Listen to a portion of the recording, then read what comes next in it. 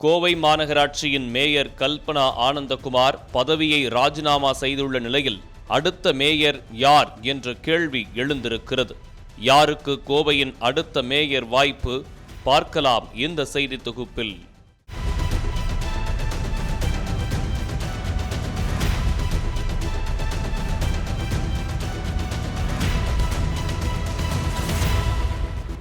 Meenakshi Faculty of Allied Health Science, BSc Technology courses apply now.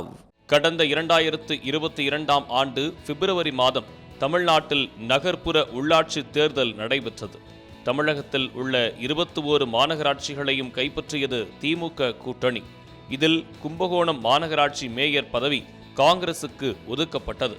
மற்ற 20 மாநகராட்சிகளிலும் திமுகவை சேர்ந்தவர்கள்தான் மேயராக உள்ளனர். உள்ளாட்சியில் பெண்களுக்கு 50% இடஒதுக்கீடு என்ற அடிப்படையில் சென்னை உட்பட 11 பெண்களுக்கு மேயர் வாய்ப்பு கொடுத்தது திமுக.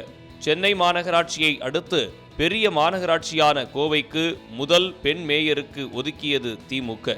கோவை மாநகராட்சி பகுதிக்கு உட்பட்ட கணபதி பகுதியில் உள்ள 19வது வார்டில் முதன்முறையாக போட்டியிட்டு மாமன்ற உறுப்பினராக தேர்ந்தெடுக்கப்பட்டு கோவை மாநகராட்சியின் முதல் பெண் மேயராக பொறுப்பேற்றார் கல்பனா ஆனந்தகுமார்.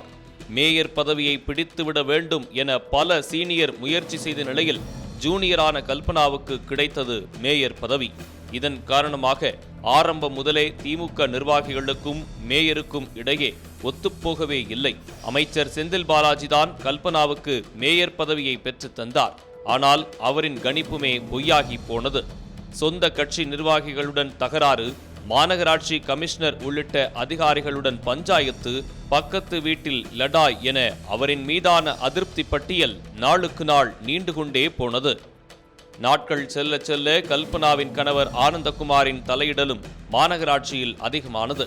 பாஜக வழக்கத்தை விட மாநகராட்சி பகுதிகளில் அதிகமான வாக்குகளை பெற மேலும் நெருக்கடிக்கு ஆளாகி இருக்கிறார் கல்பனா.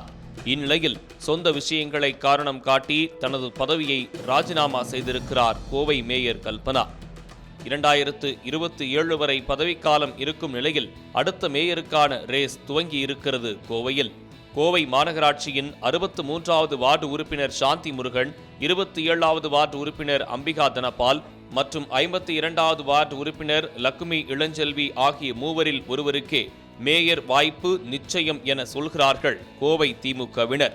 கோவை மாநகர் மாவட்ட செயலாளர் கார்த்தியின் மனைவிதான் லட்சுமி இளஞ்செல்வி.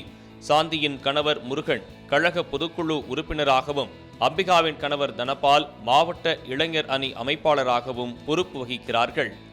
இந்த மூவரில் அம்பிகா தனபாலுக்கு அதிக வாய்ப்பு இருப்பதாக திமுகவினர் மத்தியில் பேச்சு நிலவி வருகிறது.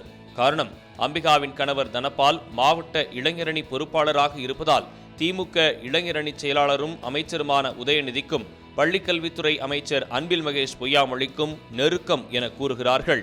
எனவே உதயநிதியின் ஆதரவோடு இவருக்கு மேயர் வாய்ப்பு கிடைக்க அதிக வாய்ப்பு இருப்பதாக திமுகவினர் மத்தியில் பேசுபொருளாக இருக்கிறது.